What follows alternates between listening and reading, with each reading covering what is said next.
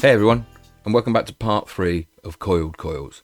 And in this short video, I thought I'd just wrap up by looking at how I use coiled coils in my work and how they look when you take them a little bit further as well. So let me just quickly show you some examples of what a coiled coil looks like when you add more wire to it. So here's an example of a coiled coil that has 2 wires running through the center of it. You see the slight difference? It's just a little bit wider. It's a lot smoother. Here we go, I put it next to a coiled coil. There we go. You can see the difference there. How slightly different they are as well. And here it is again with 3 wires running through. I quite like this one. I think I'm going to start using this a bit more often in my work. It brings a real flat finish to it, much different texture, as you can see, from a single core wire. A little bit trickier to make these ones. Can be a little bit tougher when you're making the coil. But yeah, I love the look of those ones. They really catch the light, these ones. They really do. So yeah, I think I will start using this more. I got a little tip actually. Let me just quickly show you something here. So when making one of these, you're going to be strapping wire together like so, three pieces of wire together. So my best tip here is that as you're wrapping, every 3rd to 5th wrap, just stop, get your flat nose pliers, budge down and crimp. The reason being is that those 3 wires are going to want to bunch up. You can see it, so as you're putting it tight, 1, 2, 3, 4. There we go. You see they're twisting a little bit and they're starting to bunch up a little bit. So when they get like that, just take your pliers, push the wraps down and crimp like so. There we go. That's more of a wrapping tip than it is a coil tip, but it's a good one. I do highly recommend you take that one on board. So yeah, going back to these guys. This is how the coil looks in its various different forms. Now, something to master as well when learning coils and using them within your work is learning how to utilize the screw thread that runs through the middle here. And that's what I do in my work. This is how I take advantage of the coil in my work. I utilize that screw thread that runs through the middle. So let me just get a piece of my work here and show you. Now you can't really see in this work, so let me take this piece. You can't really see how I've attached. I'll turn it over. Oh, look, there's a price there. Didn't mean to leave the price on. So I've attached this coil to that inside frame on the inside there, and how I've done that, I shall now give you a demo. Here we go. I actually got a better piece here. This really shows how I've done it. So on the finished piece, I will get there on this. But you can see here how I've used the figure of 8 weave. And the screw thread that runs through the coiled coil to attach to the frame to the outside. Right, let me show you how to do that. It's not particularly too hard, pretty easy. So for this demo, I've got a coil core here that I made a little bit larger than the ones I showed in the other demos. So I'm going to take a bit of a 1mm wire here. Let me just cut this 1mm wire.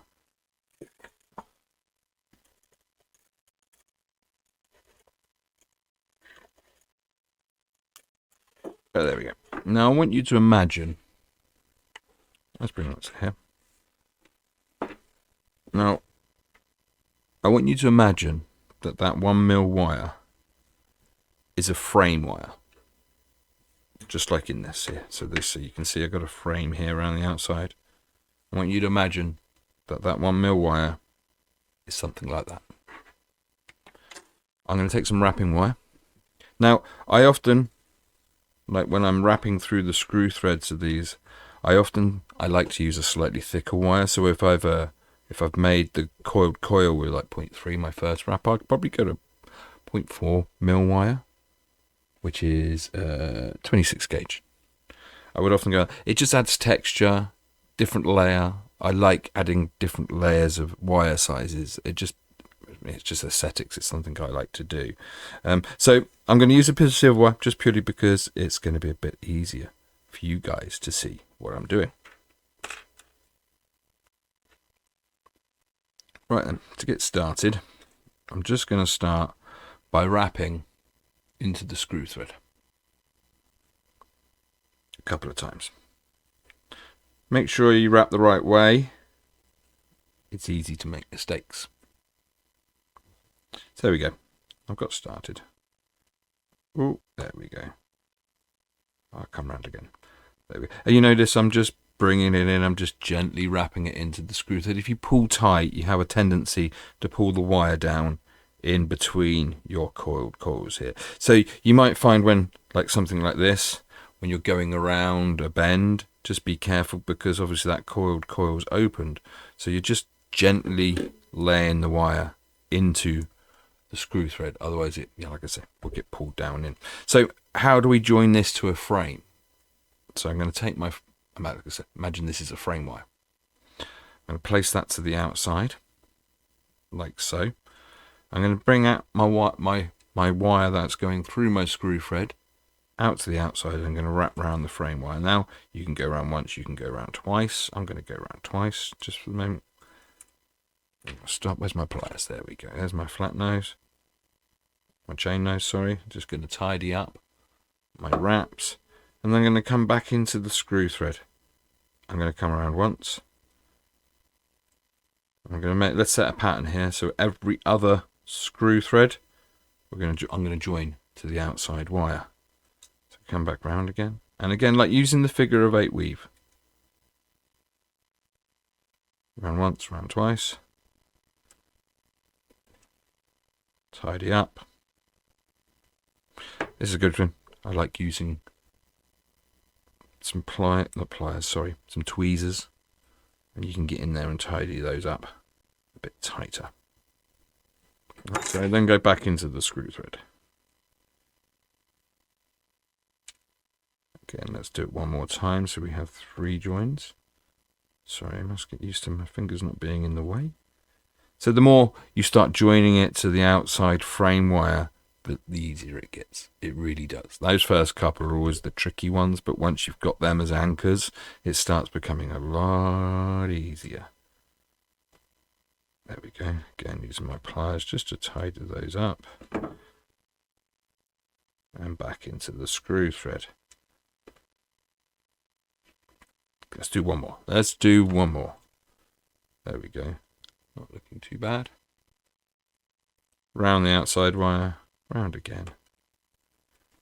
Like I say, I sometimes don't go round once. It all depends on the piece I'm working on. And then back into the screw thread. Just take that round one more time. There we go. That's exactly how I join it to all my work. That's how I normally make my coiled coils separately, and then I join them into a piece of framework. But sometimes you'll be making a piece and you'll be able to slide them onto something. But that is how to do it. You don't have to go round twice. You can just go round once. And like I said, you can see it very clearly. Now, where did I put that example? There we go. It's over here. Now you can see it very clearly here, how I've used it there. And I predominantly use that in all my work. As you'll find out in future tutorials, well, I will be covering this loads and using it within loads of the tutorials, especially when I show you how to make this. Right, let's wrap this up now. I've nearly had enough of coiled coils.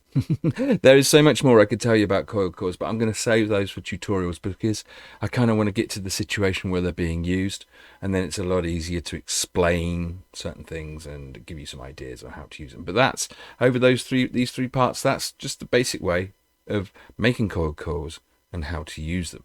Don't be scared of the drill. Practice it loads, and you will save yourself loads of time. Brilliant. Really enjoyed that. It was great fun. Thank you very much for watching, and please like and follow if you're on YouTube watching this, there's more to come. Take care. Speak to you soon. Bye. Thank you everyone for watching. To support this channel and help me keep making more videos, please come on over and join my Patreon, where you will get access to all my videos early, free downloads of my books and tutorials, entries into my giveaways, plus more. Thank you. Bye bye.